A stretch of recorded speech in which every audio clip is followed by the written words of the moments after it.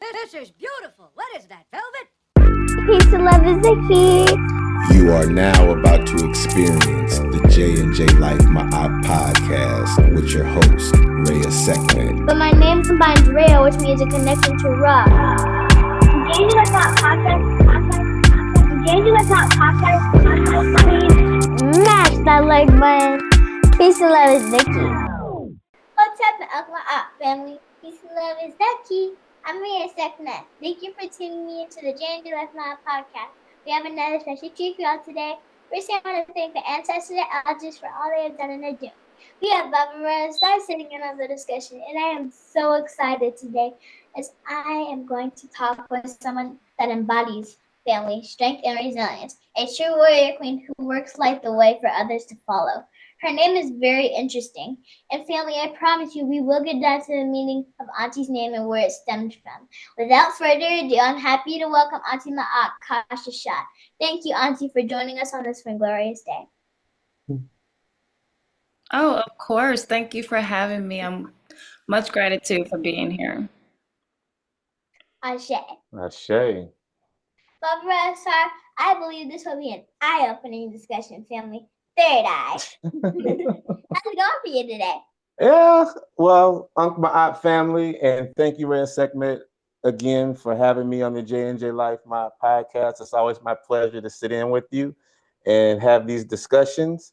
I'm really excited about today, but family, as we always do, we always want to give reverence to the ancestors and the elders for all they have done and are doing. And I just want to thank you, Sister Maat, for joining us and taking time out of your schedule to sit down and teach us some information today. So thank you. Of course, of course. Ashe.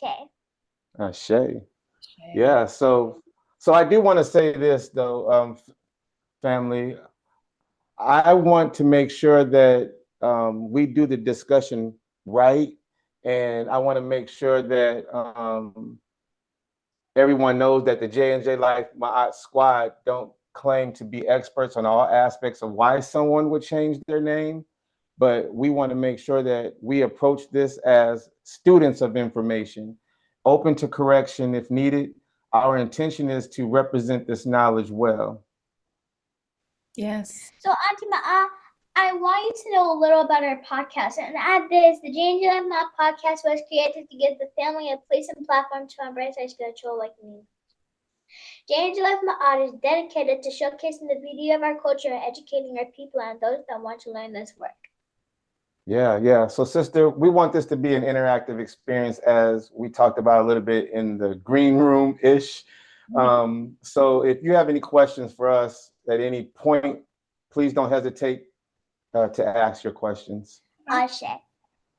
Yeah, just one quick question. So the mission, what is kind of the mission of the channel, like the goal of the channel? Absolutely. You want to share with her why you chose to create your channel? I chose to create my channel because I want to share the knowledge with other people that want to learn this work. So I want to share my knowledge with all the other people around this world. Okay, good. Very good. Well, I'm glad to be here. I'm excited about the conversation. So I am just following you all. Oh, absolutely. And again, for me, I was the camera guy. And now I was behind the camera. Now I'm in front of the camera. So, Yeah. you know, she's my granddaughter. She's 8 years old. She came to us with this vision, and it was right in line with our spiritual awakening and our transformation, you know, with the direction that we wanted to go in. And yeah, that's pretty much where we're at. And we're just letting this divine information, you know, flow through us. And, you know, this is what we're doing. Okay. And we want to learn from you. You know, Okay. we are beginning this journey. So Yes. Yeah. Yeah, sure. Ashe. Okay, with that said, Auntie, before we dive too deep, can you tell us a little about yourself? Yeah, of course. So my name is Maatkara Seshuat, and I have been married for about 17 years. Amazing man. We have four beautiful children, and I am a holistic health guide, which really means that I focus on nutrition and holistic ways of living. And I can kind of go into detail later about how I transitioned into that work. But I'm also, I homeschool our children. I also, I'm a fitness instructor, so I teach cycling, indoor cycling, and my name is the Cycle Priestess. So that's a big part, has been a big part of my journey as well. Also understanding how much fitness and how much working out, being healthy is a part of um, our journey. I'm also a voice teacher, so I was trained as a classical singer in school. That's where I got my degree in. And so now I offer a different type of approach. It's I take what I have learned through my holistic practices and I offer that Mhm. to people who want not just singing, but I get a lot of people who want to know how to sing or sing better, but also finding the truth in their voice. So Yeah. they're able to just use their voice more effectively. And so that's I have my own YouTube channels. I have two YouTube channels. I have my Maat Speaks. I have the Psycho Priestess channel. So that's a little bit about me. Yes, yes. Ashe. Ashe. Auntie, your journey is very inspirational, and you stand as a pillar of hope and unity. And your story is a testament to the beauty and power of an African woman. Much respect. Much respect. I appreciate. Yeah, so absolutely, absolutely. And oh, as you had mentioned, vocal coach, does that go for the less talented as well? Oh yeah, I get it. Someone like myself is not a singer, I not sure. I think I'm a shower singer, but So it's very funny that you asked that because I get people all the time who are like, oh, I really can't sing. And my personal belief is that everyone can sing. Now, are you going to be on stage in front of millions being, a Beyonce or, a Lauryn Hill? Let's say Lauryn Hill. yeah, yeah, A yeah, Lauryn yeah. Hill, right? So are you going to be that? Maybe not, but I believe I have worked with people who just want to sing better. They just want to Mhm. sing better in their community, in their church, whatever. And so I have worked with people who could not hold a tune. And by the time we got done, they were like singing on pitch and they were like, whoa, I didn't even know I had that in me. I believe everybody can sing. Yeah. Okay, so you're giving me hope already. So yeah, and I just want to say that, as you had mentioned that you had a couple of YouTube channels, and we're definitely familiar with Maat Speaks, and we watched several of your interviews on YouTube, some several times, and I just want to say that your commitment to self-improvement and personal growth is not only just an act of self-love, but a powerful statement just of your self-worth and potential. So it is definitely clear. Yeah, yeah. Ashe. It's definitely clear that you're doing amazing work. So Oh, thank you. I appreciate that. Much gratitude. Yeah, I set out to do my I Speaks with that mission to bring us all yes, together, and the bringing the the principles of Ma'at back to our community, right? It's just yes, a remembering that we have to do, right? And so that's one of the main focuses. That's how I approach pretty much everything. It's like trying to bring those principles, whether I'm teaching music, whether I'm teaching fitness classes, is just trying to bring that those principles, that balance, that order back to us. absolutely. That's beautiful. Okay. Auntie, I have a question. Mhm. Auntie, studying with my cousin Juju Asar can be pretty funny. One time he spilled juice all over our notes and we had to rewrite everything from memory. It made studying quite the adventure. Speaking of funny moments, have you ever faced any funny or silly challenges? Okay, say that those last two words again. Have I faced any what? Have you faced any silly or funny challenges? Silly or funny challenges. during your journey? Or funny challenges. I think I face that probably on a daily basis with our four, we have four kids. So my youngest is actually he's 6. And so, when you go from like having an oldest, like our oldest is a boy, right? He's a teenager at this point, young adult. But then you have 2 girls, and then you have a boy again. It just is like it's a totally different experience because girls do show up differently differently. So with our youngest, our son, I think on a daily basis, it's kind of those things like he doesn't really like beans, right? So we're plant-based. We eat mostly, I mean, we eat plants, right? So he doesn't really like beans, and beans is, it's pretty staple. And so we'll have Mhm. conversations about it, but he loves chickpeas. And so I'm like, well, that's a bean, and and so I think one of the things that I think I face with him is because when you are me and a friend of mine were speaking about this not too long ago. When you're raising children differently than you were raised, they're Mhm. going to show up differently, right? And so that's a thing where it's kind of like balancing. Okay, I want this child to be more free and more able to find their passions in what they're doing. But at the same time, you're like, okay, how do I guide this child who, if it was me 20 years ago, right, I would be seen as more rebellious, right?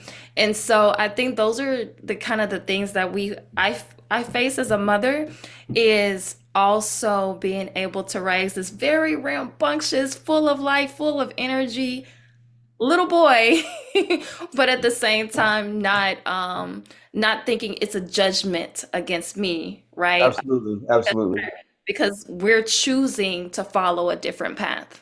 Hmm. Absolutely. Absolutely. And sister, that's a great segue into my next question. And that is, as a holistic health guide, Mhm. and we're looking to gain information because that's a journey that I and my wife really want to lead our family down, is making better choices when it comes to that. And Mhm. that is, as a holistic health guide, you founded Generational Health Revolution. Mhm. So will you talk a little bit about that, and how do you believe this movement is addressing the mental health challenges faced by our community today when it comes to Yeah. that? So there was an elder that said to when I was listening to him, Baba Kaba, I've had him on my channel before, and one of the things he said was think better. I mean, when you eat better, you think better, right? And Yeah. so that was something I did notice very early. So we did not set out to be plant-based. That was not a goal of ours. And so just different information you come into contact with that kind of changed how we started eating. So we first started off with meatless Mondays, right? Mhm. So then we kind of journeyed into like being pescatarian, being vegetarian, and I had like this huge addiction to cheese. And it's kind of a funny thing because I was like super addicted to it. And so, but then like we watched What the Health, a great documentary, and there was a phrase in there where he said coagulated cheese pus. And then I was Yes. like, okay, I'm done with cheese. But one of the things that I noticed that as we were taking those journeys, because a lot of people, they'll be like, how do I go vegan? How do I go straight to? And I'm like, well, it was a journey. I can't say that I went cold turkey because we didn't. We did not go cold turkey. It was a process, and we never thought that we were going to be plant-based, which is, if you listen to most people who are vegan, that's what they say. Like, I was never trying to be vegan, right? But what Yes. happened was when you start seeing changes in your body, Mhm. changes in the way that you think and in the way that you communicate with your spouse or with your children, you start understanding the connection, right? So we are not just these beings that are just physical beings. We are also like there are things that are happening within us, right? There was something Mhm. that happened with my youngest son, and I was able to see the brain gut connection. So it was some things that were happening. We took him to the doctor. They could not, to this day, they have not told us. But then I was studying his diet, and then I was able to like see those different changes that was happening. Oh, when he eats this, this happens. So when he eats this, and he was plant-based at the time, like we were fully vegan at the time, but there were other things because, there are junk food vegans as well. And so what happened for me is I did not set out even to be like to go into this field. It was purely just I wanted my family to eat better, to think better, to be better. And so then, I was running away from it because I was really into all of the, I was studying Dr. Africa, Dr. Sabi. I was studying all of these people um, who gave us this wealth of knowledge. And so we just started applying those things to our family. And then it was just like, I cannot just keep this just for my family, right? I need to help others be able to journey. So Generational Health Revolution was primarily birthed just for health. That was the primary focus was health.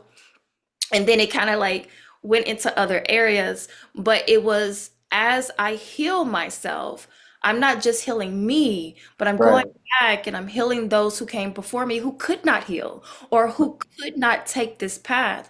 But as I do that, I'm also healing the ones that come after me.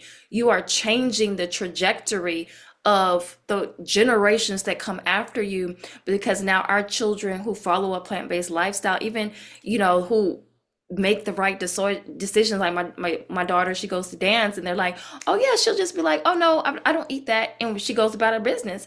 And that's because we also educated them as well, because that's one thing I tell people when it comes to, a lot of people say, oh well, your kid, I can't get my kids to eat like that. And I said, yes you can. You have to educate them. They're human beings as well, right? Right. You're not Right. the things that you just like who don't have sense. Just this channel alone, right, Mhm. shows you what kids are capable of. And so all we did was we sat down and we educated them. They were like, yeah, we don't want to do that, right? My oldest daughter, she's very much into animals and loving animals, and so she Mhm. has her own connection as well. And that's the important part, is that every person, you give them the information. And that's why I call myself holistic health guide, because I'm just guiding you, just like we guide our children, Absolutely. guide others. I'm just your guide. You still have to do the work. You decide whether you're going to put the food in your mouth or not. You decide if you're going to go and you're going to go into meditation, you're going to work your body out.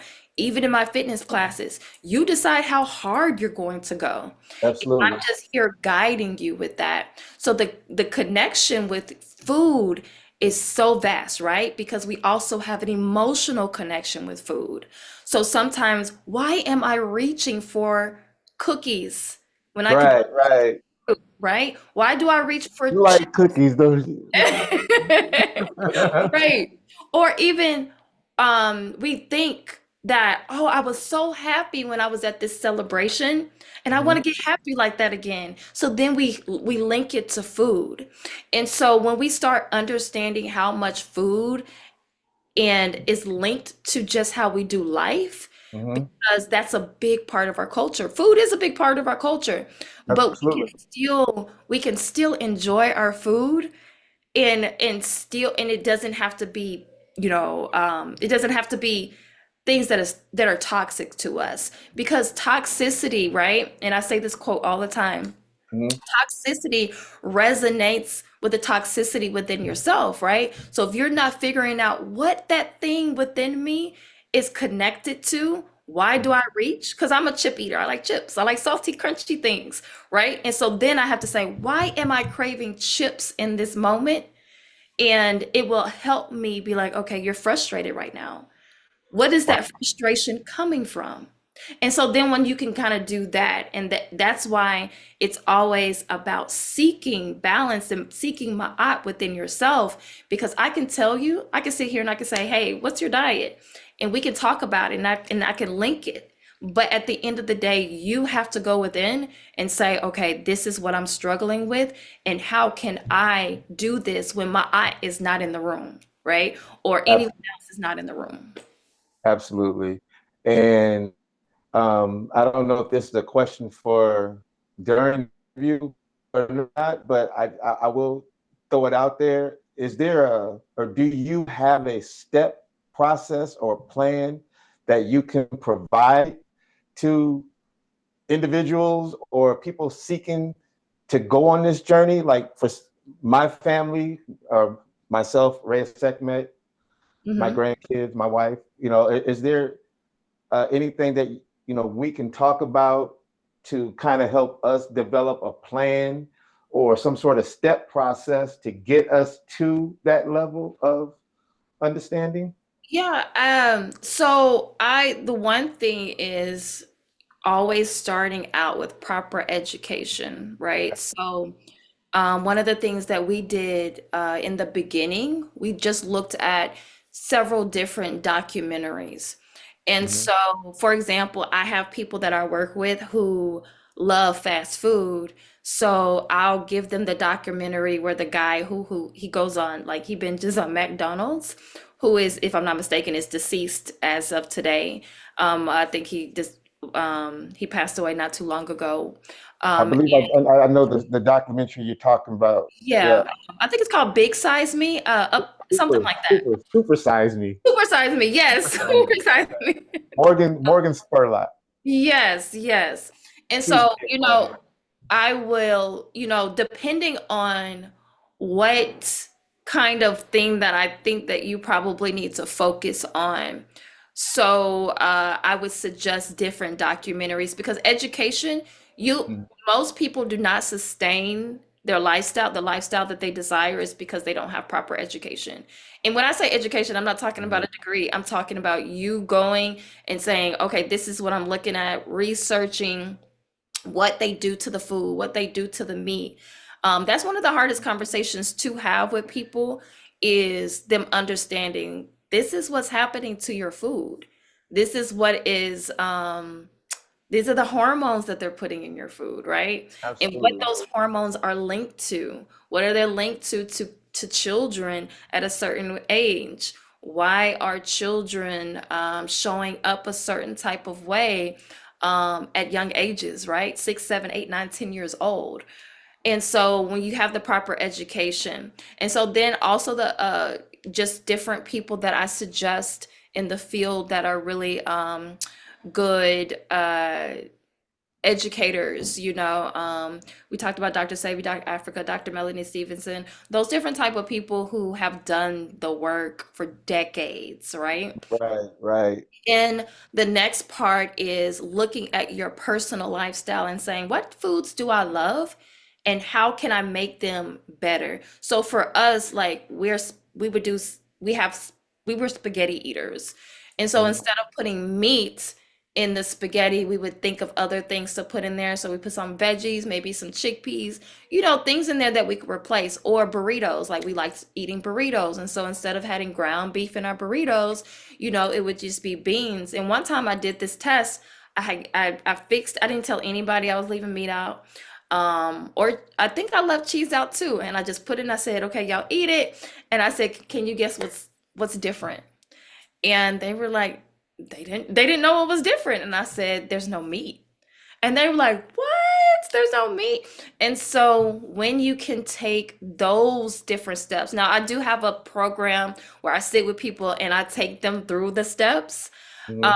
but if you're just saying, as a family, what's the three top things that I can do right now Mhm. is sitting down, we have a movie night that's dedicated to looking at a documentary surrounding health, right? And then having those Right. conversations. We didn't just sit our children in front of it. We actually had those conversations, right? Where they saw the animals being tortured. And so Mhm. then they can have that conversation because the best thing about children is a lot of times they're a little bit more empathetic than we are. And Right. so then they were able to be like, yeah, that's not right because animals have families too. Animals have emotions too. And now you're eating an animal that knows it's about to die. How is that going into your body? So that's the conversations that we would have with our children. And then the next thing that we would do is, just give them things like have them research things. And we would research things to the point where we saw that whole horses, right? We're going into grinders. you know, Mm-hmm. and so then that was like, yo, like that was just, a bit much, but it kind of helps you in that journey. And then the last thing, especially depending on who fixes the food, for me, I'm the one who fixes the food the most. My girls, now they love cooking. But at the time, I was the one fixing the food the most. And so I would just think of what do we like to eat and how can I make this either plant-based, and sometimes it would just be once a week or twice a week. And then it became more and more as we went on. So first I started with meatless Mondays. And Mm-hmm. then after that, and what you tend to see when that happens, you see a change within yourself, right? I grew up with seasonal allergies to the point where I just thought that was my life, right? Now, I Right. don't have those things anymore. I grew up with like bad, not, I'm gonna say my skin was terrible, but I had breakouts, you don't get sick as much. There's so many things. And so it's kind of like going into the gym and seeing your gains, right? Seeing your muscles, it makes you want to go. Once you start seeing those changes within yourself, it makes you want to continue. And then after a while, like now, when I see certain things, it's just, I don't want it, it's just not something that I Of desire. course. Yeah, yeah. Yeah, well, I'm probably going to definitely have to reach back out to you to get my family on board for this Mhm. counseling session that we're going Yeah, to need from you. yeah, yeah. And to be clear, is this for all ages? Because if so, sign me up. Yes, it is. And I would love to have more conversations around that, especially for kids. Yeah. I have my oldest girls, they were so my youngest daughter, she was about 5 when we Mhm. transitioned. And she was the hardest one, right? Because she was the baby of the family. She was spoiled. She loved her sweets, right? And then my oldest daughter, she was not hard, but she was about 7. Okay. Um, she wasn't very hard because she loved, like, if you would take her to the restaurant and ask her between broccoli and French fries, she's gonna choose broccoli. So she was not necessarily Wow. the hardest. Yeah, she wasn't hard at all. But yeah, so now it's just such a lifestyle, and people ask us that all the time. Like, are your children? I was like, yeah, they're no problem. People, Yeah. when you feed them the right things, and give them the right proper education and treat them like they have a mind of their own, they'll follow suit, right? Even if my youngest daughter, who was the hardest, um, Mm-hmm. after a point, she was like, I'm not going to eat if I don't eat my veg, if I don't eat. So now she's like the best cook in the house. So That's awesome. yeah. Wow, I know you're a mother of 4 and you've been married for over 17 years. How do you balance all of that, especially with your professional commitments, and still manage to be a guiding light? Oh man, it takes a lot of you know, people ask me that a lot. I think what has helped me is that I'm passionate about everything that I do. Um, Absolutely. And I will say, like, just shout out to my amazing husband because he has allowed, I don't know if that's the right word, but he has helped supported, that's the word. He has really supported me in everything that I do. That's your divine reflection. Yes, yes, yes. He is never like he's the one who's like, no, you need to go and create my speaks. No, you need to be a spin instructor. So even when I was doubting myself, he was always the one who was like helping support me, and it is because of him, right? Because he really is the one who is he's the one doing the 9 to 5, and I'm the one over here doing the other stuff. But yeah, like it has really been because of his support. And then everything that I do is I'm very passionate about it. I tell people all the time, it's okay to have many passions. Absolutely. So all of it is just like all of them are my passion projects, and I love them. And so when I'm sitting in front of a student and I'm teaching a music, it's a music lesson, I'm all in it, and it just gets me going, right? Same when I'm teaching a spin class, same when I'm on my Maat Speaks, same, all these things are very they're just passions of mine, and I believe that when you're passionate about something, you don't really get drained from it. You have your moments where you're tired, but you're not going to be drained as if you are doing something you don't like doing. Absolutely. And what you're saying is it's parallel, very similar to how my wife and I um, maneuver through this world. And for us, as you said, you've been married 17 years. We've been married over 25 years, Wow, high school sweethearts. And right, right. And we have 3 children. All of them are in adulthood. And we have 3 grandchildren. 2 of the grandchildren, 2 boys, we mm-hmm. raised. Okay. And we homeschool. Okay. And my daughter homeschools Reya'Sekhmet. So we are definitely in line with a lot that you have saying, and it is definitely it's definitely inspiration for me, and it's inspiring to see you take command with focusing on healing and transformation. And that was one of the many reasons how I gravitated to your channel. Okay. And just knowing that your ability to juggle family and professional life is very commendable. Oh, Yeah. thank you. Oh, Definitely. anyways, yeah, Auntie, your work absolutely plays a critical role in developing the mental well-being of our people, especially when given the pressures and trauma faced by many in our community. And speaking of journeys, am I saying your name correctly, Maatkara? So it's Maatkara. Maatkara? You were right the first time, so I led you astray. Yeah, I think you said it. I think you said it right the first time I heard you say it. Mm-hmm. Maatkara. Yes. I asked because we're really interested in learning more about you. Names are so important and carry such deep meanings. Mm-hmm. They can represent our identity, our heritage, and values. As a young person, I'm always curious about how our names can shape who we are. So, can you tell us, why did you ultimately change your name to Maatkara? Yeah, of course. So it's very I'm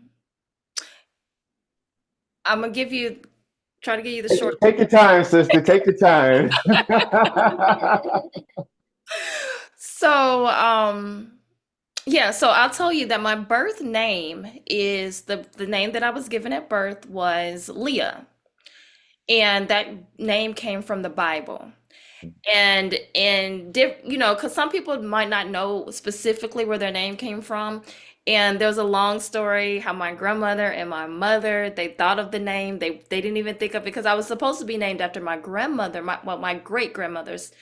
And then at the last minute, they both had the name Leah in their head for some reason. So maybe so I can tell this story. I don't know.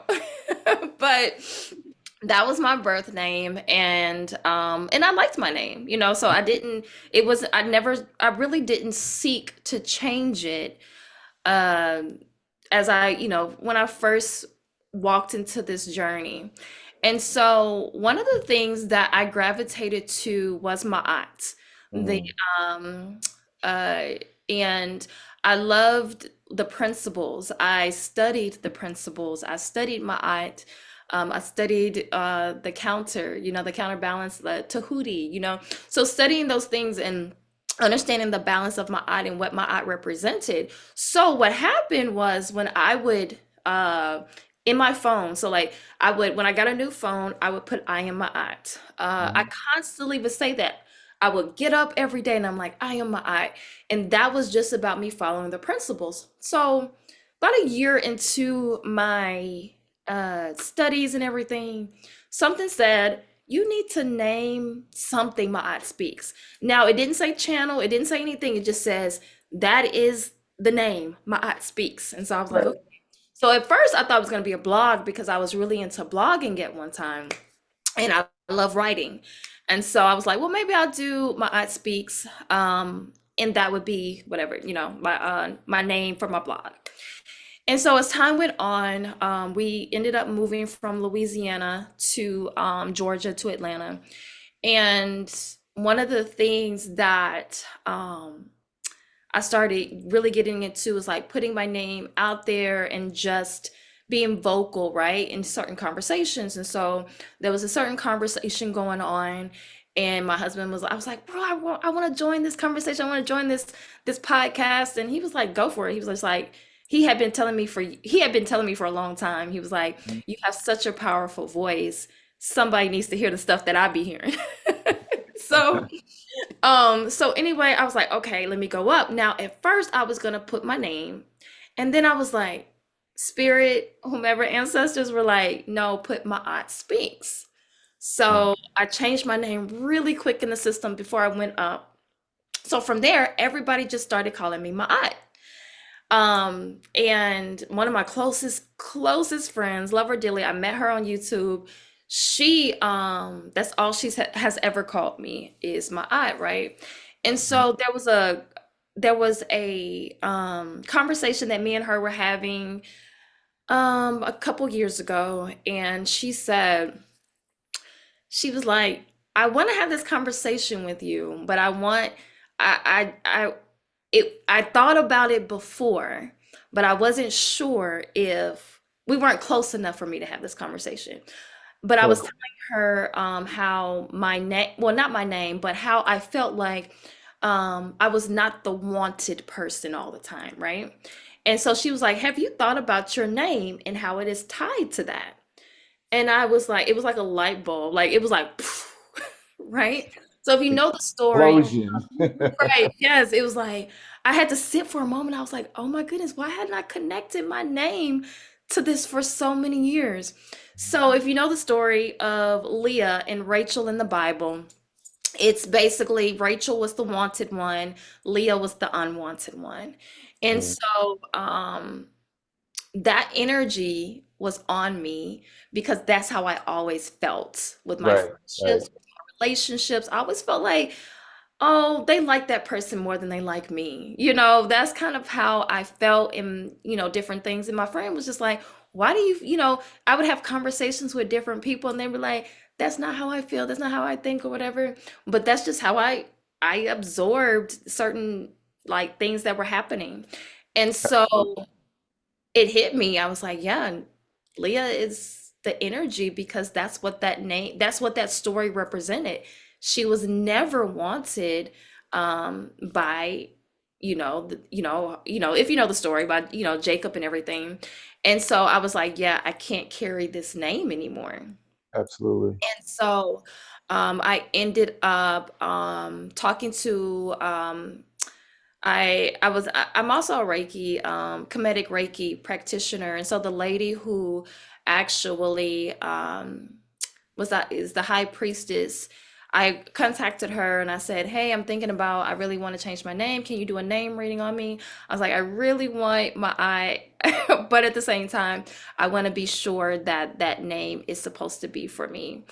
And Hmm. so she did a name reading, and she said, "Yeah, that's."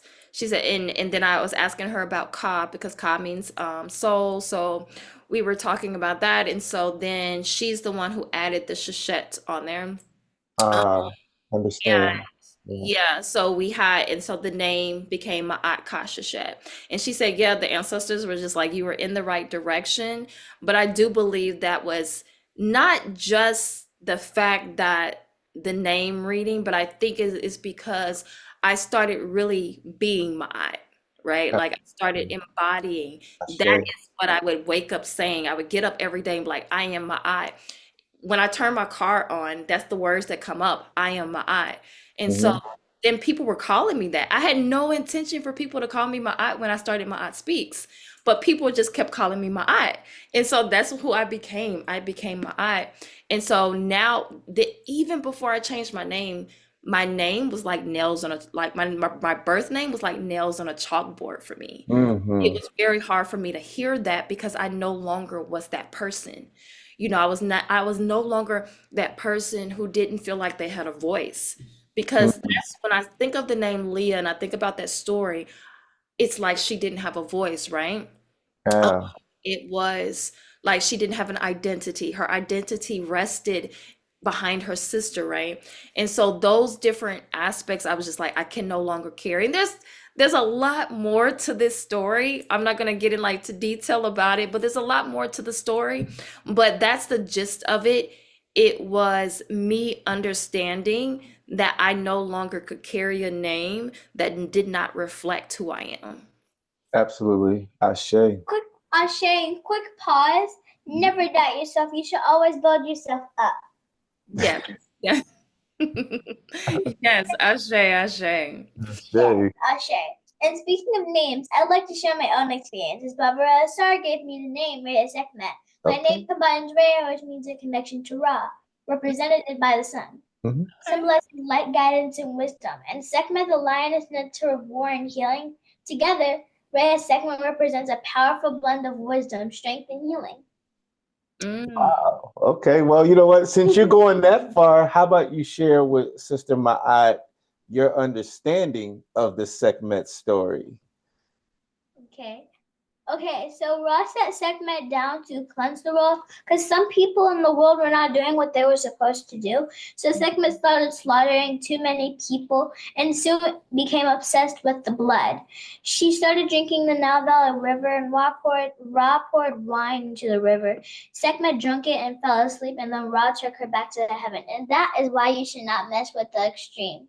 And Sekhmet is the extreme. Yes. Yes, Ashe. Beautiful. Thank you. Ashe, the principles are indeed powerful. Barbara, sorry, will you share how did this realization transform your life? Sister, how much time do we got? Okay, yeah, absolutely, Reya'Sekhmet. I'll try to be brief, but sister, I apologize in advance if my story is too long. But I'm hoping, I just want it to be palatable. So my journey began as a young boy. I remember just feeling a deep curiosity about the world and a sense of wanting a deeper understanding. My father and his sister, both who are ancestors now, you know, they were revolutionary minded. And through them, my feet were planted on what I would say on the path of knowledge.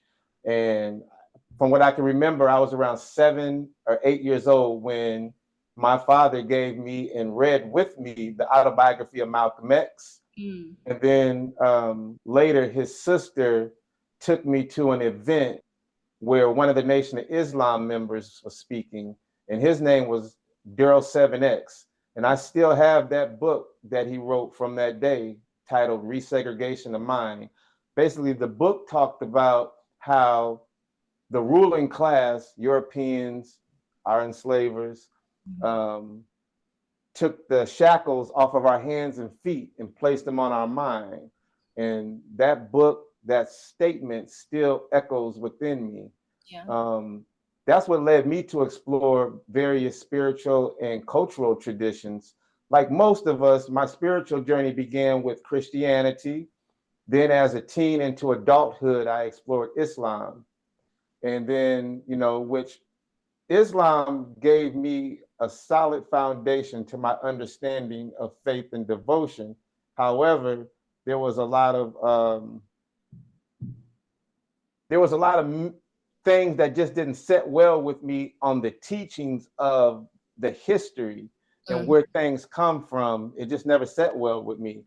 And that was what led me to do more research. And it wasn't until I discovered the true teachings of the ancient wisdom of Africa, you know, that particularly the teachings of ancient Kemet, you know, that really transformed my life.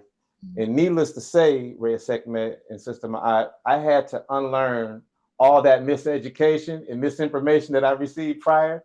I'm sure you're aware of what that was like for yourself as well. I say all that because it was when I was studying the great Neset Beti Hatshepsut and learned that her throne name was Maatkara. It touched me to the core, and I kept really diving deep into studying these ancient wisdoms on the divine principles of Ma'at. So the name Ra-Asar, with Ra referring to the ancient Kemetian aspect of the sun, symbolizing light, clarity, and enlightenment. Asar representing the resurrection and in eternal life. And then Maatkara combines the principles of Maat and the Medunetru word Ka, meaning spirit, soul. Together, my name reflects a commitment to the living and living in alignment with those divine principles. And from there, the name Ra-Asar Maatkara came into being. And Ma'at represents the essence of truth, justice, harmony, balance, order, and reciprocity and righteousness. 7 things, family, 7 things. Ashe. Ashe. Great. Yeah. So long story long, Sister Ma'at, that's what my family and I have been doing, and that is building a team and doing the work. I know that was a bit long, but I'm very passionate about this thing here that we're doing. That's great. Very important. I think that that's important to know all of our different journeys and stories because they brought us to this moment, and every story, every journey is going to help someone else. I tell people all the time, like, you being who you are meant to be helps other people be who they're meant to be. And so we hide that and we don't tell our stories, and other people don't have that. They don't feel like that they're able to as well. So yes, everyone doing the work will help others do the work. That's what generational health revolution is about. Like, it's about the next, it's ultimately about the next generation, because as I heal myself, I heal others that come before me, but after me is what's important. We want our children to be able to come into a space where they don't even need what's healing. What's healing, right? We're already whole when they enter. So, and you had mentioned you came from Louisiana into Georgia, and for us, we are from Illinois. okay. And my job transferred, and now we're in Iowa. So Wow. we're in Des Moines, Iowa, which is a culture shock for us. Yeah. So I say that, yeah, exactly. So I say that to say access to the information is a little bit more challenging. Yeah. So that's why when we reached out to you and you accepted, we were humbled, because having access in this area is few and far between, especially on the knowledge and information that we are seeking. Exactly. So again, thank you. Much gratitude. Much gratitude. Ashe. Ashe. Auntie, I have another question. Mhm. It's always so inspiring to hear stories about people who are passionate about health and wellness. What's the best part of sharing your health journey with others? Oh, good question. Yeah, I love that question. The best part for me is I can go back and I can think about a time where I was, I guess my most dis-ease. I'll use that dis-ease time in my life, right? And so when you hear Dr. Africa talk about dis-ease, right, that's exactly what it is. It's dis-ease. And so a lot of times people don't understand where they might be on that spectrum of dis-ease. So anything that manifests in the body, it most likely had already manifested in the spirit, or it manifests in the spirit before it manifests in the body. And so one of the things that I can go back to when I'm sharing my journey is understanding where I was and who I am in the person I am today. So I, to this date, right, like I have lost probably over almost 100 pounds. So my heaviest, I was like 230 pounds, and some people didn't. Amazing. You look amazing. Thank you, thank you. And so with that though is I can also tie it to a lot of things that I was going through emotionally and spiritually, Mhm. where I just, for lack of a better terminology, where you feel kind of lost. You feel like there's something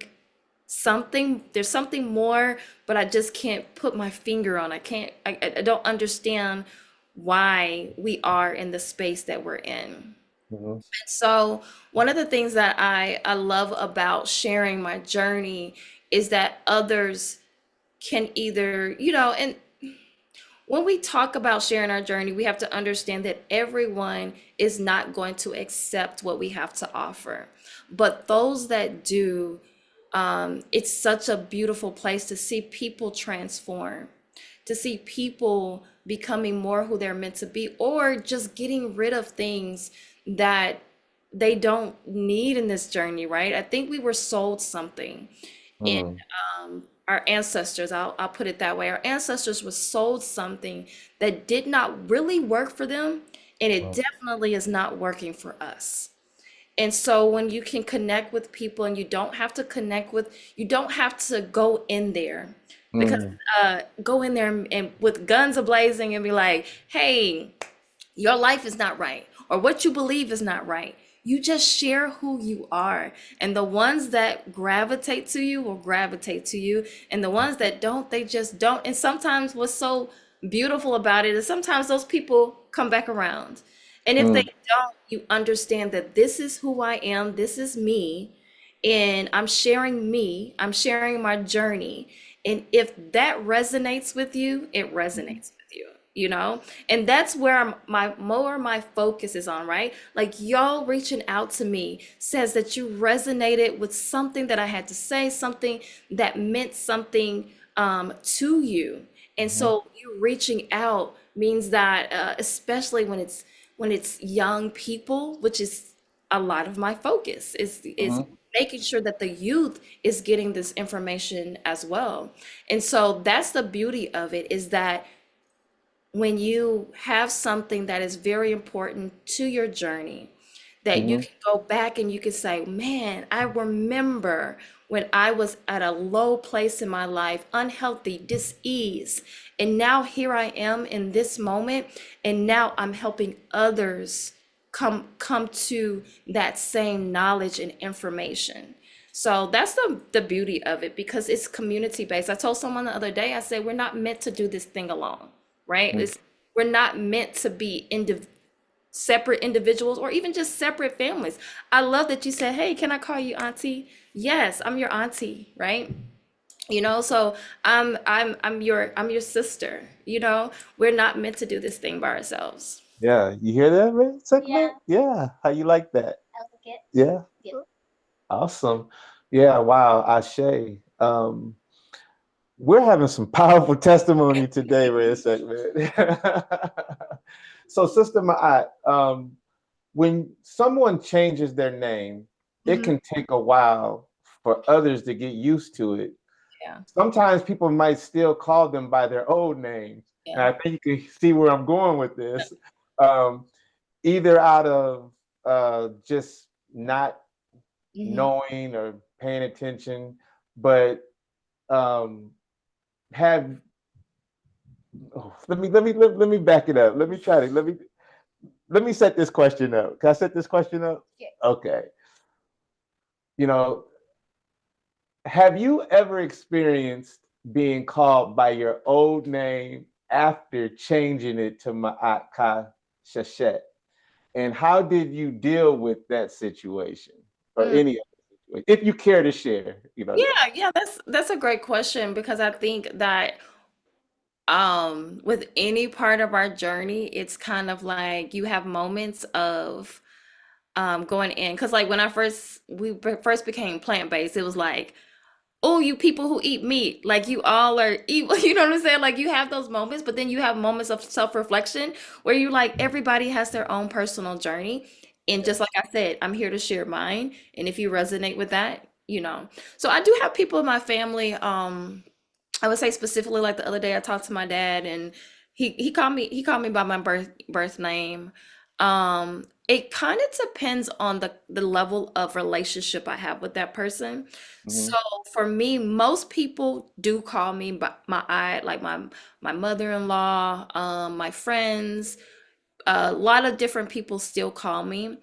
I will call me my.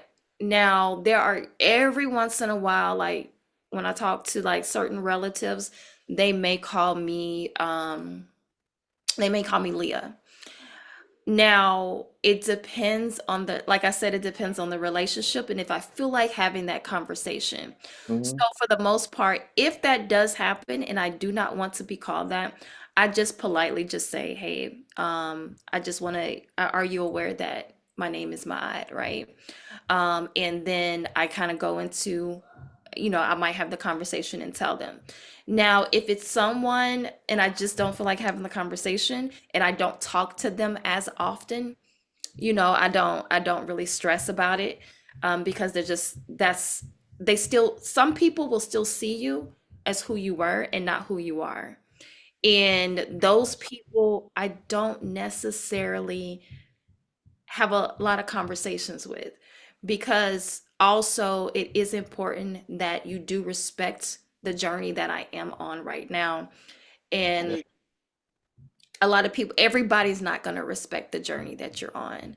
And then you decide. I'm all about deciding how this person fits into my life if they're not going to respect, because respect is both, it's a reciprocal exchange. And so, Ashe. um, that's the thing for me. Like I said, hearing my name, my birth name, it is like nails on a chalkboard for me. But it's not something that I'm about to battle with either. I pick my battles. And so it's something that I just may have the conversation if I feel like having the conversation with that person, if they're really and I really don't deal with it a lot. I don't, a lot of people don't call me that. Mm-hmm. I can count on one hand the amount of times that I've heard that, from people I engage with. It's when we moved, from Louisiana to Georgia, a lot of things changed as well. Mm-hmm. Changed, the people we engage with and everything. But I was still, when we moved here, my name was still Leah, and people accepted it. Now Atlanta, where we are, it has a real big spiritual community. People are used to, I think, kind of like hearing people change their name. So I didn't really get a lot of pushback. It wasn't people like, not to my face. Not nobody said anything to my face, but everybody just calls me that. I have some people who are like, I can't even see you as a Leah, so yeah, it hasn't been something that I've had to deal with. People have accepted that I'm not. So Yeah. Yeah. That's a similar story as to my own families. mhm, They can be family. They can be condescending sometimes. We're like, definitely. okay, what name are you going by today? It's like, Yeah. but again, those individuals in my family, as I do love them all, Mhm. but I try to, we try to Mhm. uh, keep positive energy Yeah. within our space, and Yeah. so those conversations are few and far between. But it's the funny stuff on the job that like, Mhm. does he want to be called Rasar, Jay, Julie? It's Okay. Okay. like, Yeah. which one is it? We just Yeah. want to be politically correct. It's like, Mhm. come on Oh now. yeah. Being fun. Yeah. Kind of being funny. Yeah. Yeah. Yeah. Um, yeah. Yeah. I get that. Mm-hmm. And names can be a powerful way to connect with our history and culture. Mm-hmm. Yeah, absolutely, Reya'Sekhmet. And I don't know, was I talking too much there? Oh. Okay. I know it's your show. I get that. I get that. I just want to ask a couple of questions too. That's not a couple. Okay. So, um, they can definitely remind us, when it comes to words and names, that it just reminds us of the principles that we hold dear and the legacy, right? of our ancestors, those Maatian principles. Uh-oh, you're out of water. Do you need an assistant to grab you a little bit more water? We have a whole production team here today. Okay, I love it. Love it. Yeah, so for many of us, understanding the significance, sister, behind our names can be a journey of discovery and empowerment. Mhm. Yeah. That is true. And Ashe and Auntie, I want to circle back to the holistic healing for a moment. Okay. Your holistic vocal coaching joined together classical technique, breath work, and emotional connection. How do these elements contribute to individuals' journeys towards self-discovery and empowerment? Oh, Did you that's a catch that? Okay. great question. I love it. So with me, so my background, I was an aspiring opera singer. And one of the things with that was I love singing. To this day, I love singing. I love performing, but I did not like the culture surrounding opera. For me, not many of us, and then even with us being in there, it always seemed like we were competing with one another, kind of that idea of it's only enough room for one of us kind of thing. And so I didn't really enjoy that part of the culture. And so as I started transitioning and becoming more enlightened, I wanted to figure out, how do I still be able to express myself, but align it with cultural aspects. And so one of the things that was birthed was I was having a conversation with a sister, and she was telling me about how she wants to use her voice more. And I had done, lessons before, but they weren't the same as I do them now. And so I had kind of stepped away from teaching in music as a whole. When I had my son, I was pregnant with my son, who is 6 now. I kind of stepped away from it, and it was something that was kind of hard for me to do. But anyway, what happened was she was talking to me, and she was just saying, I really feel like there's a lot of things that are stuck. And so I started working with her, and I say that she was kind of like the inception of me being able to really see how powerful it is, not just to work with people who want to sing better, but it also is very much tied to our emotions, because music is how we express ourselves, whether that's, instruments, or whether that is our voice. The difference between an instrument is that we carry our instrument. If you're a singer, you carry your instrument all day long, and so many things affect our voice. So the more that you get in tune with those things, you realize what emotions are affecting your voice. And also there's there's different foods that can affect your vocal cords and all of those different things. So, that's how I approach my voice lessons. I approach them in a way where we discuss food, we discuss things that you can drink to help your vocal cords, but most importantly, it's almost like a meditative process that we go into before we start each lesson. We work a lot on breathing. Breathing is the basis of what we work on, because as you breathe better, it makes a stronger voice. And one of the things I love about one of my voice students, she said, it's not just that I can tell how powerful my voice is, but now I'm also speaking up for myself, right? Things that I would not have done or said to people, that I would have let just go. Now Right. I'm now speaking up for myself, which was very powerful, because my voice student came in with, she was just like really she really didn't have like a lot of oomph in her voice, but now when she talks, I can tell the transition, because we talk about that. We talk about how the way that you speak is also the way that you sing.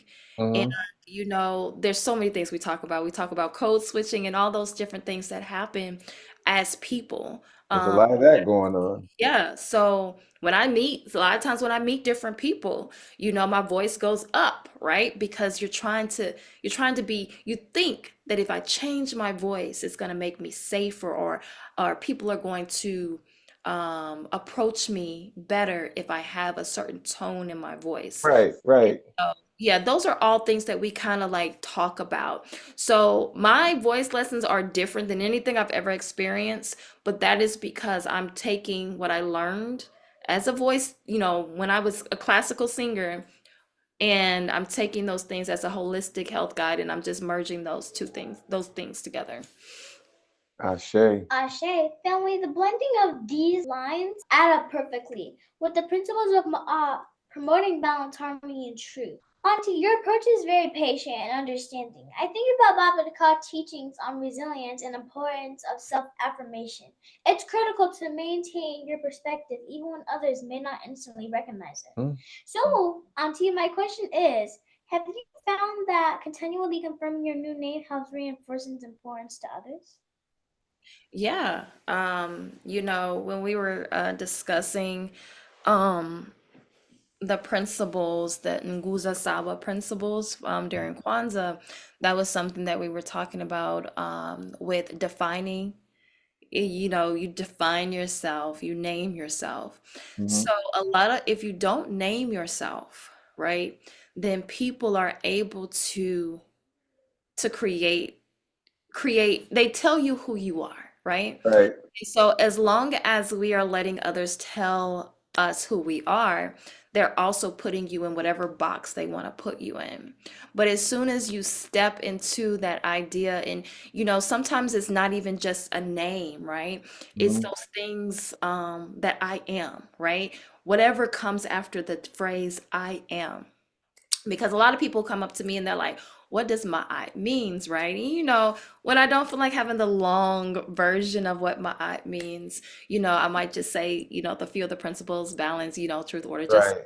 Keep it but high level. yeah, right. But I'm like, Ma'at means Ma'at, right? You can meditate on the name Ma'at, right? And so many things are going to happen in that moment for you, because we use the English language, and Baba Kavi, he'll say it's hard to tell the truth in English, because sometimes we don't have the language for what we feel, and uh-oh. Oh, Something happened. Yeah, we something. we lost video. Oh no. Can you hear us? I can hear you. Okay. All right. Let's see. Let's take a moment. See if I can get us back. Okay, there we go. And we're back. Yeah, That we're back. We're back. was odd. Yes. You know what? They're trying to shut us down, They're trying to but shut us down. you got too much energy going on over here. We're not gonna let that happen, right? Yes, yes. Got techs in the back working the system, so we're good. And again, sister, we want to be respectful of time, so you let us know. We're just feeling it right now. We're just Okay, okay. I'm good for right now. I'm good for right now. okay. Wonderful conversation. I'm really enjoying it. But yeah, the only thing that I'll end, I won't go on for too much longer, but with to answer your question, yes, because as long as I speak those things over myself. And I talk about affirmations all the time, right? Yeah. And that's an affirmation in itself. I am Ma'at, or whomever you have decided to be. There are things that I can say. I am a holistic health guide. I am this side. I've said all of these things, right, before I became these things. Mhm. And so now people don't see you as anything else. I remember someone telling me, they said, you'll know when you, like, as a fitness instructor, when people walk out the door saying you're coach to you, right? Mhm. That no, that's what they see you as. They see you as their coach. And so once you start hearing people call you those things, you know that that is what you are now embodying. And Mhm. so for me, and I think that's why, even going back to the previous question where you were asking me had any issues with that. And that's the thing, because when people start seeing you as that, it becomes less and less. The issue sometimes can be is people still try to keep you, they're still trying to name you, right? You've Mhm. already named yourself, but they're still trying to name you, still trying to fit you into the box. Not to Right. mention, sometimes we're on different frequencies. And so that's important to understand, because I can be giving someone information, and if they're not ready to receive the information, then they're just not going to be able to receive it in that moment. They may be able to receive it later, but right now we're just not connecting because we're vibrating or we're on different frequencies. So Yeah. um I always go back to, if I resonate with you, right? Then that, then we can have that conversation. We can Right. continue, Right. you know. Ashe. Ashe. And wow, this is definitely great information. If I didn't say it earlier. Oof. Oh, Barbara, Star, and I have been reading Maat Guiding Principles for a Moral Living, instructions for children like Baba Tdka, and your response keeps taking me back to something Baba Tdka said about the importance of self-affirmation. By continually affirming your new name, you're not only reinforcing its importance to others, but it also strengthens your commitment to the principles it represents. So, wow, you're definitely vibrating on a whole nother plane right now. I'm feeling your frequency, definitely. And I completely agree with you and everything you just said, especially mentioning Baba Tdka. And as you can see, sister, we have brother Baba Tdka Kilimanjaro's book right here, Ma'at. And we had a conversation with Baba Tdka about his instructions for children, and it was very powerful. And I only mention that because Reya'Sekhmet keeps mentioning Baba Tdka, and I just wanted to kind of give him a shout out on his book. Um, um, so I would also say, just to add to, since you're going to name drop with Baba Tdka, I'm going to say that Dr. Umar also emphasizes the psychological impact of constantly affirming our identities. When Mhm. we persistently correct others and reinforce our chosen names, Yeah. sister, we are asserting our rights, as you have said, to define ourselves. This not only helps others understand and respect our identities, but also strengthens our own self-perception and confidence. It's powerful, right, Reya'Sekhmet? That is true. Yeah, yeah. It's a powerful reminder that our names are crucial part of our journey and identity. Ashe. Ashe. Babas, I love the energy as it sounds like you are vibrating on a higher plane today. Auntie, sometimes you can be a little silly, but it makes more fun and happier time. And there is a lot and lots of ashes being passed around today. There's a lot of ashes being passed around. And as Reya'Sekhmet says, sister, uh, sometimes we can be a little silly, but we really are very committed to our journey, and we want to make sure that we're being respectful to you and your time. But yeah, she said that we take a little bit of fun with this as well. So Yeah, of course. Of course. yeah. So and Sure. again, Yeah. um, yeah, no, I was just going to say that I mentioned Dr. Umar's name, and I know he's highly controversial, but there are a lot of there are a lot of things the good brother does put out there in the world, and some things must be mentioning, just like when we're talking about name changes. And I mentioned his name earlier because he often speaks about the psychological impact of reclaiming our identity. Right. So when people use your old name, which we have experienced, it Mm-hmm. can feel like a dismissal of your journey, and that's something that I don't want to have to, to embark on, with being dismissed like that. Yeah. And, so my thing is, how do you balance, and I know we talked about this, but how do you balance correcting others while maintaining your emotional well-being? So I put the little spin on it. Yeah, See? yeah, yeah. You know, this journey has been um just in just very enlightening on the aspect of that I feel that's when you stay on the journey long enough, there are certain things that you decide that is important and things that you don't, Absolutely. right? And so I don't, for me, I try to decide, and this is not something that always works because I think that we always want people to see us for who we are right now. You know, Mm, it's that thing where I love, for example, let's say you go and you buy something new from the store and you're like, I love this. And you like show it and you're like, hey, I want you to love it too. right, right. That person doesn't give you what you want. And then you're like, you feel defeated, right? So lately, I have been thinking about the more of the awareness, internal awareness and outside. So, or validate, let me use the word validation.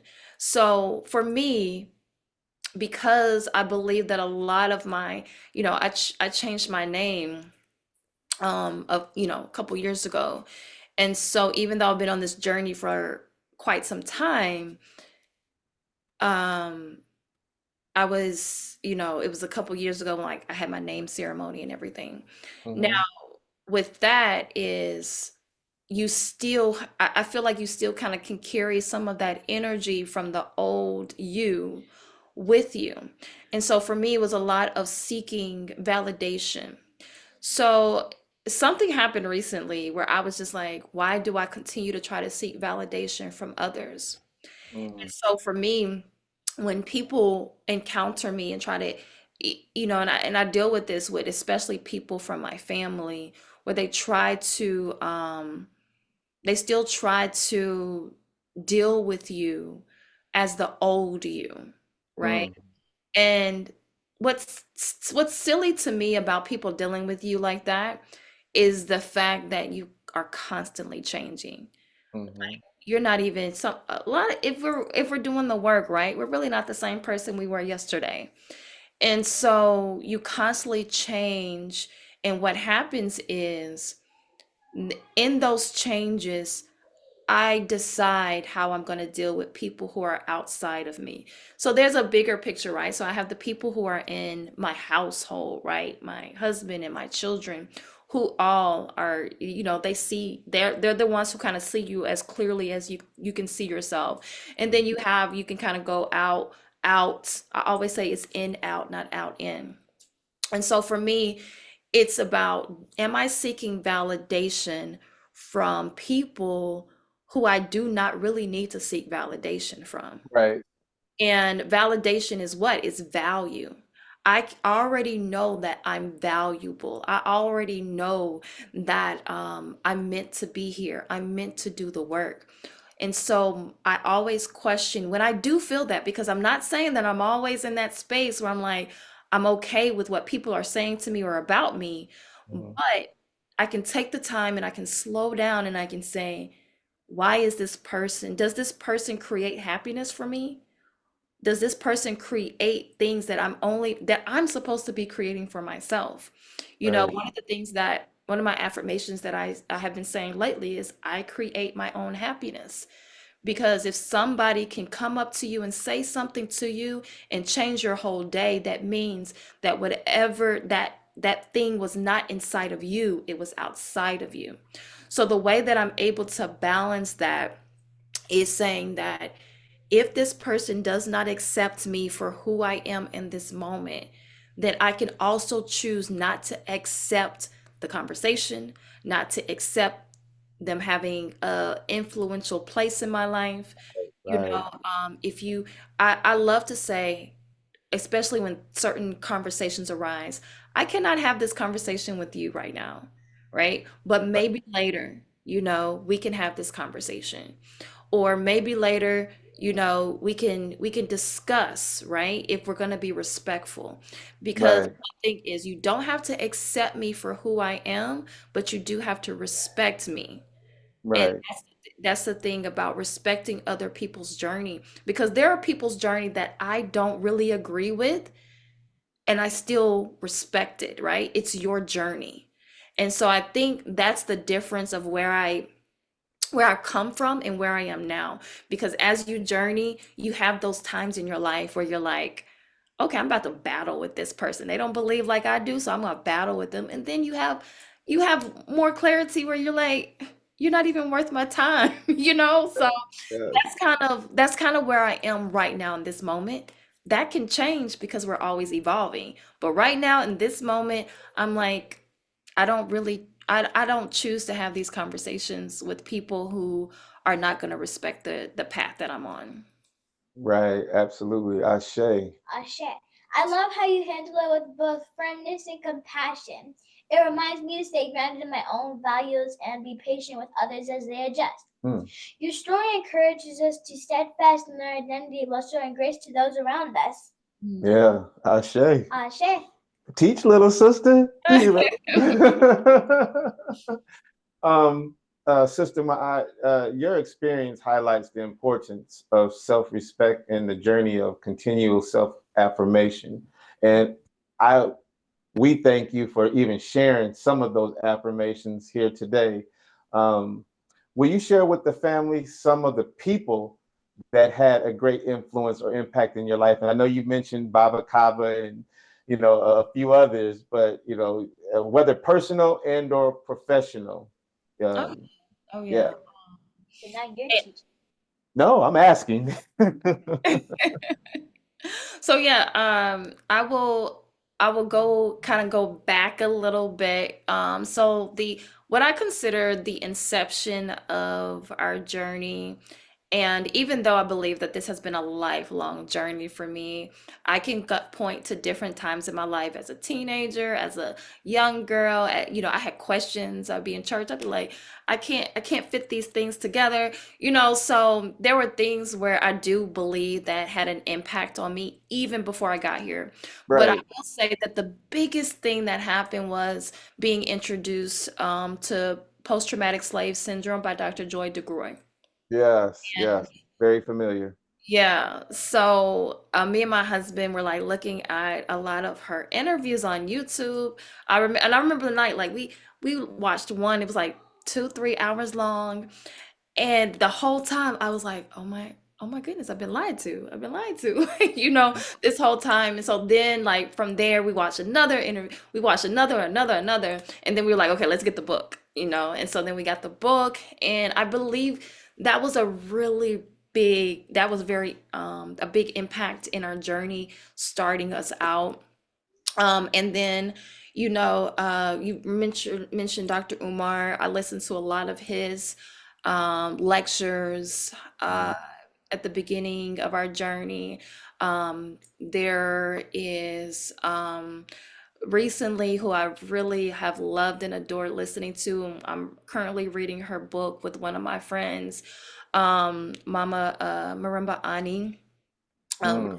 Rugu, very important book. It's a textbook. It's not a book that you sit down and read. It's something that you continuously read over and over again.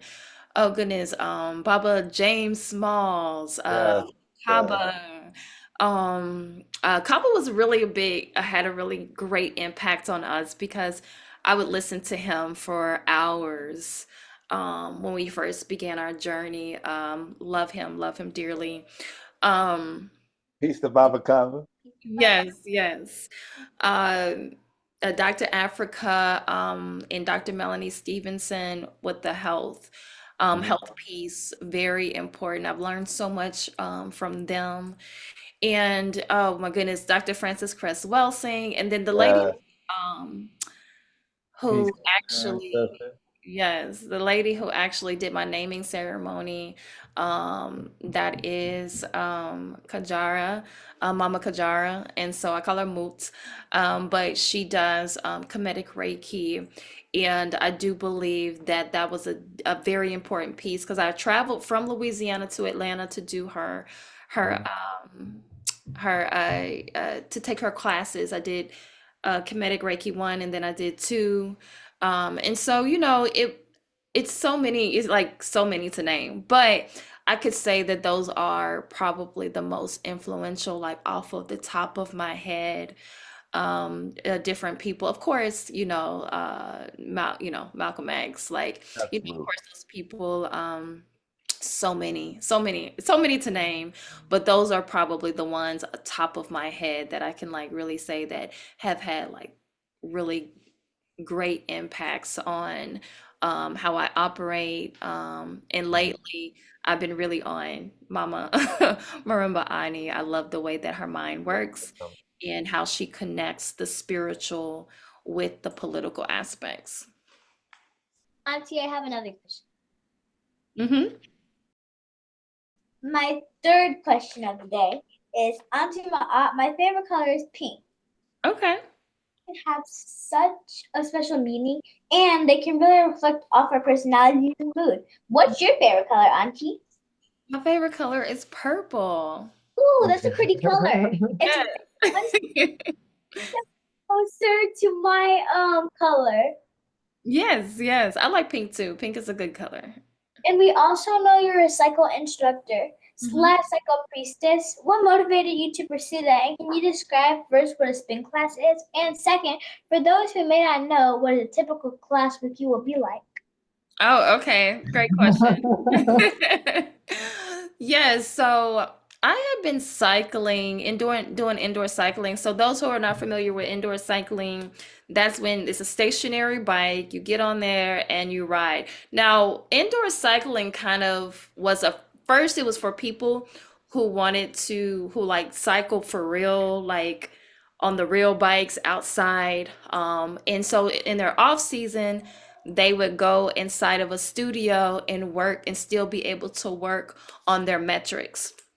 But then it kind of like took a whole life of its own. And so more people started actually wanting to cycle. And so I started cycling when I was, I guess right before I was pregnant with my oldest daughter in Louisiana.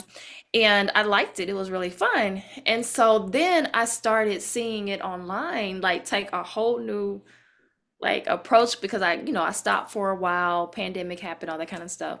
And so I saw it and I was just like, oh, that looks really cool because we weren't doing in Louisiana, we didn't do all the moves, all the choreography and stuff.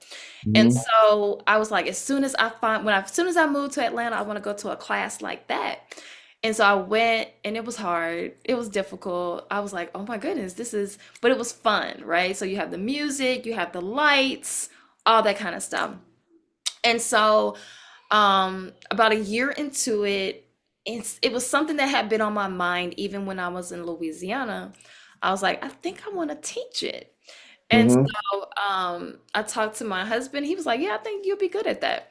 And so then I asked one of the other coaches at the studio that I was at the time if she would train me, and so it kind of like took a beast on its own. Now the important part of this, right? I was already in my very enlightened state, so it was important for me that I bring who I am on the stage. I didn't want it to be, some classes you go to, it's a lot of stuff going on. But, so I wanted to make sure that it was my art. People saw my art on the platform on the bike.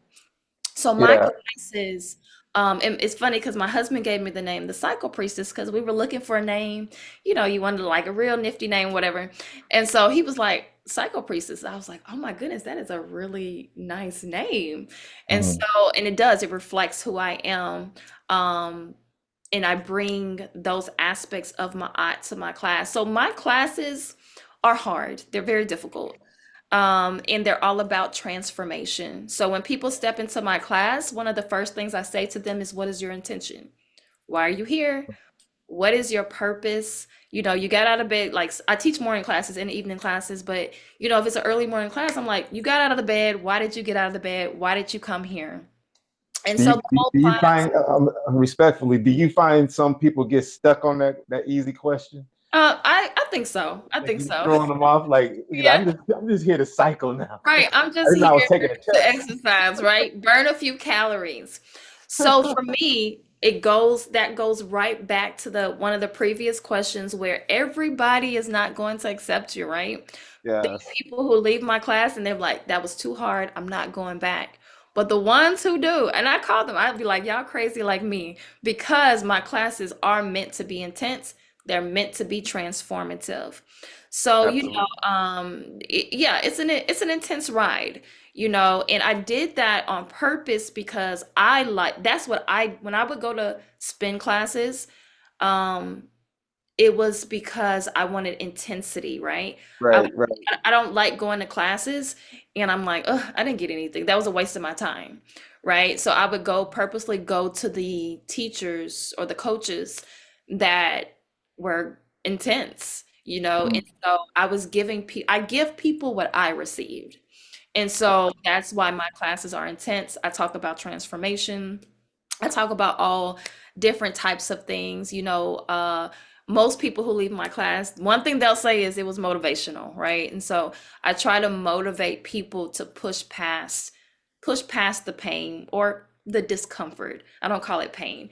Push Yeah, past the discomfort in order, because that's on the other side of it, right? Is where you want to be. Because once you can push past that discomfort, you can keep showing up for yourself, showing up, and that's where the results are. The results are pushing past what your perception. It's a perception of pain. It's not really pain. It's just something that you're not used to doing.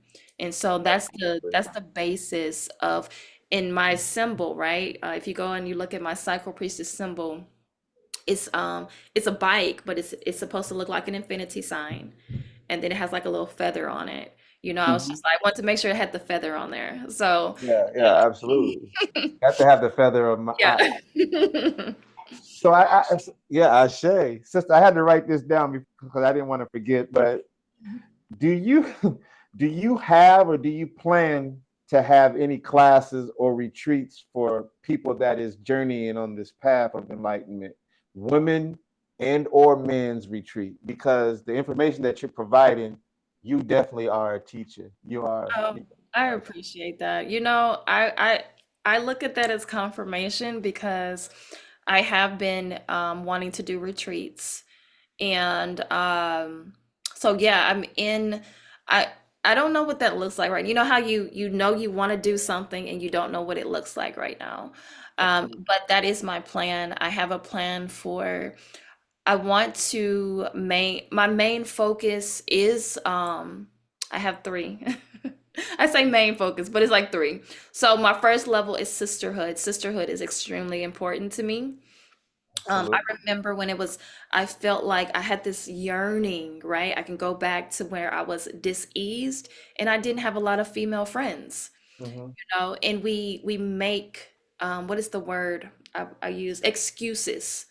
We'll say things like, oh, well, women are difficult, or we'll say all these things and not understanding, again, you got to go within and out, right?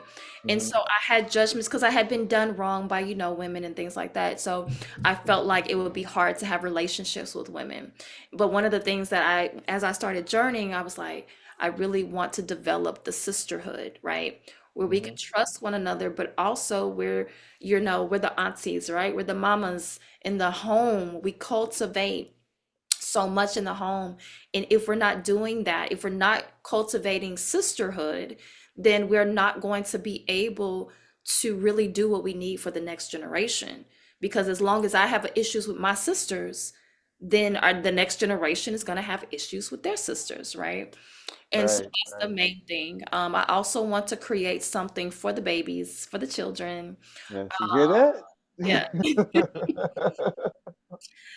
So that's something important to me as well. So as we get the sisterhood established, we also are bringing up the younger generation, right? They understanding the aspects of what makes them whole, understanding cycles, understanding nutrition, understanding themselves, understanding the connection that we have with the world around us, you know? And then the other thing is, I would love to create something for people, for marriages, right? For people who, you know, we kind of be like, oh, we were married for 17 years, but so many people are like, that is amazing. It Like, is. because you say 25 years, wow, right? And so being able to have those conversations, because it's not just one thing to be married for 10, 15, 20 years, but what does that relationship look like? Is that is it a good, healthy, wholesome relationship? And those things are important in our community because so many people don't know.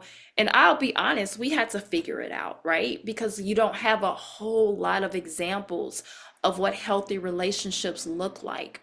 And so that's very important that we give that also to the next generation as well, because there are some people who don't see healthy relationships and there's some that do.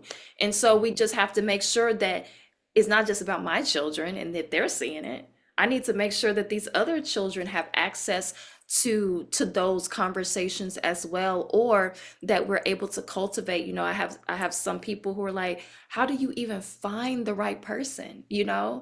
Dating is hard, and I tell people all the time when they say that, people, my younger sisters, they'll come to me and they're like, dating is so hard. I said, that's an affirmation in itself.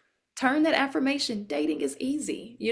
So those are the different things that I do want to create retreats around, and what that looks like. So shout out to anybody who does that. Because I do need a little bit of assistance on that, and also surrounding fitness. I would love to create even a retreat around fitness because that's extremely important.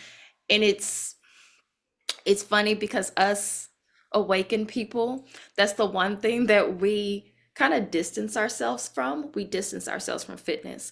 We're like, oh, we'll do the yoga, we'll do the meditation, but we won't. And Dr. Africa was he said your heart should be pumping. Should be having cardiovascular activity 45 minutes a day. A day. Ashe. Ashe. Auntie, as I reflect on your name change, it reminds me of how Baba Kaba Kamene speaks about the importance of reconnecting with African heritage. Auntie, as I round out on our last questions, I can't say it enough. I'm so excited to hear how our name change has transformed your life. Do you think changing our name can help us stay grounded in our beliefs and culture? Oh, definitely. I think that's probably the main way, right? That we can stay grounded in our culture. Because, if you go back and you look at some of the ancient teachings, right, and what their names meant, right?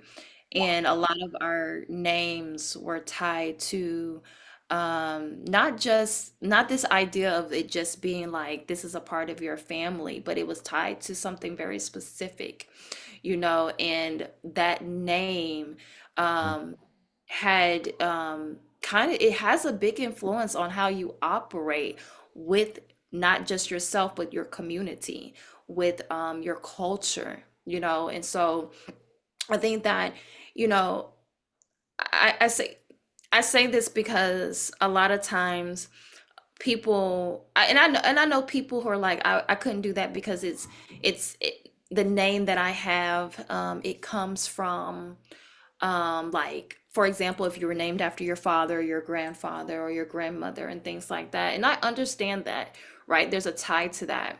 But the thing that can result from those things, right, is the energy that a name carries.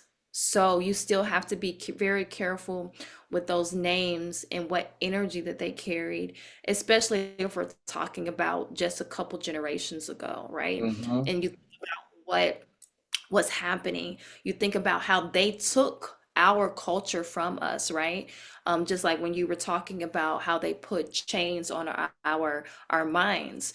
And Mm-hmm. so we think that the name, I'm gonna just throw a name out there, no disrespect for any to anyone, but we think like a name like I'm gonna try to say something that I'm gonna just use a last name, right? So we'll say like a name like Robinson or Smith, right? We'll try to say like it's a black name, right? Mm-hmm. But just because we perceive it as that doesn't mean that it's actually an African name. Those are the names that were given to us. And then we have to understand the energy that those names carry on us as a result at those names being given to us, and we're not able to actually go back and link it to our culture. You cannot link Smith and Robinson to, and I come from a Robinson family, so you cannot link that to actually our African culture. And what Right. happens is, and instead of us having an issue with those names, we start having an issue with our actual culture. So Yes. and so we start demonizing our culture instead of demonizing the people that actually forced those names upon us. Hmm. Hmm. Wow. Do you have any books, resources, and advice for other kids like myself who are starting their own journeys? Oh, I think there's a good book. I think I have it. I think I have it in here actually. Oh, we're getting gems today.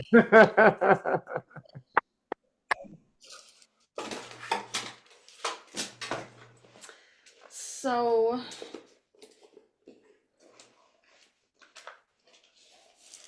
yeah, so I really like this book. Even though it's a meditation book, it's by Dr. Muata Ashby. It does a great job at discussing the different so like the different schools in Kemet. Mhm. So I really like, and like, so you'll have the Memphite, like different things that it talks about the Memphite tradition. So it Mhm. really, like, it's a great thing. I use it also like just homeschool stuff. Oh, sister, could you hold that a little higher? Oh yeah, yeah. Ooh, I like the cover. Yeah. So this is a good book because it goes throughout, it talks about the different traditions in Kemet. Okay.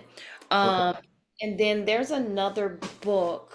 Um it's called like things I think it's called my it's in here somewhere. But it's like things my You can school email did. it to us. You can email it to us. Yeah, I'll email it. I want to say it starts off like things my teacher didn't tell me or something like that. That's a good book for especially kids who are being homeschooled. Has a Okay. lot of different things in there. Yeah, there's so many books. I'm trying to think some other books off the top of my head, but yeah, there's so many different books, and I'll send it. I'll try to send an email, especially if you want to put it like in the caption Absolutely. Absolutely. of your YouTube channel. But That's a lot of the questions she mhm, gets asked yeah. is for resources and Mhm. um the similar to the things that we're asking you. Yeah. It's like 8 years old and is she having kids retreats and stuff like that. It's like Yes, yeah. I am only 8 years old. Yeah. she's here to bring knowledge I and need Right. to bring point you in the direction of knowledge. Yeah. Yeah. Yeah. teach knowledge and point people in the direction of knowledge. So yeah, whatever information you have as far as resources that you're unable to remember right now, you can just put it in an email and send it over to us at your convenience. That would be Okay. great. Yeah. And family, drop some hearts, power fist, thumbs up, or any emoji that represents the fact they like this discussion we are having right now. Or drop a comment right now showing your support for this discussion and this channel. If you would like to support this channel, you can do so by being a book fairy and give a gift of a book. My cash app information is $JJ1Life. Mhm. Or if you want to send the physical items, You can do so by sending them to the address J&J-Life MA'AT, P.O. Box 35081, Des Moines, Iowa 50315. Wow. Well, let me say it one more time for the family. Cash App information is $JJ1Life. That's one, the numeral one, family. Or if you want to send physical items, you can do so by sending them to the address J&J-Life MA'AT, P.O. Box 35081, Des Moines, Iowa 50315. Let me say it one more time for the family. Way in the back. Cash App information is $JJ1Life. Or if you want to send to physical items, you can do so by sending them to the address J&J-Life MA'AT, P.O. Box 35081, Des Moines, Iowa 50315. This information is also embedded in this video in the description below. Where did you get saying it 3 times from? Dr. Umar. Why is that? Because he said things 3 times, so I'm doing it now. Yeah, so you can understand. Yeah. Understand and overstand. Right. Tima, as we close on today's discussion, is there anything coming up for you in the near future that the family should know about, speaking engagements, community practices, travel, spin class, stuff like that? Oh yeah. So I will say that my Psycho Priestess, the Psycho Priestess, that is my new YouTube channel. And so that's, the little baby that I'm working on right now. So I would love the support. I'll be doing some follow along videos on there soon. So that's, if you have a bike at home or if you want to go into the gym and just take a class, like that. I do virtual classes as well online. Definitely, I'm definitely Yeah. I want to. Yeah, and I will be I'm really going to just keep a lookout. So I'm on my Instagram is Generational Health Revolution, and then my other Instagram is at the Psycho Priestess. But I do have plans on doing something very soon for the community. And so just keep an eye open for that, because that will be in the spring. I believe in birthing things in the spring. So a lot of things that I do will I get really heavy in the spring and summer. I use the fall and winter to kind of go within and slow down. So in the spring and summer, that's when you'll be like, oh, she's just popping up everywhere. So, but these are my moments where I do like to slow down. And because it's cold, Absolutely. it was actually snowing here, which it doesn't happen. So, Right. And we like, haven't had any snow. yeah, so it was a forced slowdown, Yeah. all schools were closed, like everything was closed yesterday. Like I had went out and I was like, oh my goodness, it's like dead around here. So only a couple stores were like open yesterday. So yeah, so yeah, just keep a lookout, love. Has inspired me to really get back. I took a little of a hiatus from my Odd Speaks, but this has really inspired me to get back going with my Odd Speaks and with those conversations. And Absolutely. I appreciate the love, it is something, all the things I do, I'm extremely passionate about and I love. It's always about the community and providing a space where we can have these conversations in front of cameras and behind, where we have Exactly. conversations. Because everything that is not necessarily meant to be for everyone, but being able to say, hey, we need to connect on certain things, whether that's relationships, sisterhood, children, all those things that we just need to make sure that we're forming communities, right? So now we're a part of each other's community now, right? Like I'm a part of yours, you're a part of mine. And so we can continue to build off of that. And you said it correctly. Not all information that we talk about is for everyone. Yes. And so we're definitely mindful of that. And sister, how can one get a hold of you if they have questions? Like for instance, those that are not in your immediate area, Right. like how we were, when we reached out. I just didn't want to put anything out there. And with any information that you provide us, we will definitely put it in the video description and in the caption as well. But do you have a Cash App or some way for the family to show their appreciation? Yeah, my Cash App, let me make sure that it's what I think it is. I think it's Cash App Maatkara. Let me make sure. Yes, it's the cash symbol, and it's Maat Speaks. So that is my Cash App, which is also my YouTube, Maat Speaks.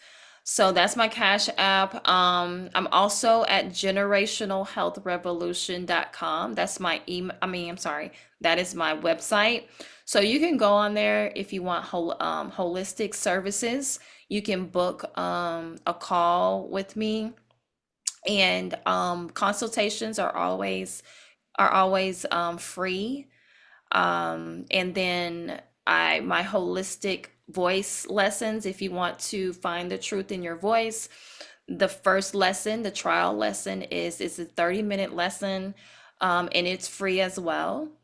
And then also you can find my cycling classes as well. But if you just want to reach out to me, you have a question, you need some information, you can just email me at speakmaat@gmail.com. That's speakmaat@gmail.com. And I'll Three times for the family way in the back. speakmaat@gmail.com. Ashe, thank you, Auntie, so much for affording me the opportunity to hear your influential story today. Much respect. Now that you know a little more about Auntie Maat and her journey of becoming, which is a beautiful story, please support Auntie by following her on all social media platforms. Her information is in the description below and embedded in this video. Don't take our word for none of this information we provided today. Do your research one more time. Do your research one more time for the family way in the back. Do your research. It will help a lot more. There you have it, family. Until next time, please absolutely crush that like button and subscribe. Peace and love is the key. Peace and love is the key. Ma'at represents the essence of truth, justice, harmony, balance, order, and humanitarian reciprocity, and righteousness. J&J-Life MA'AT podcast. J&J-Life MA'AT podcast. The J&J-Life MA'AT podcast was created to give the family a place and platform to embrace their spiritual awakening and consciousness. J&J-Life MA'AT is dedicated to showcasing the beauty of our culture, educating our people and those that want to learn this work. Smash that like button. Peace and love is Nikki.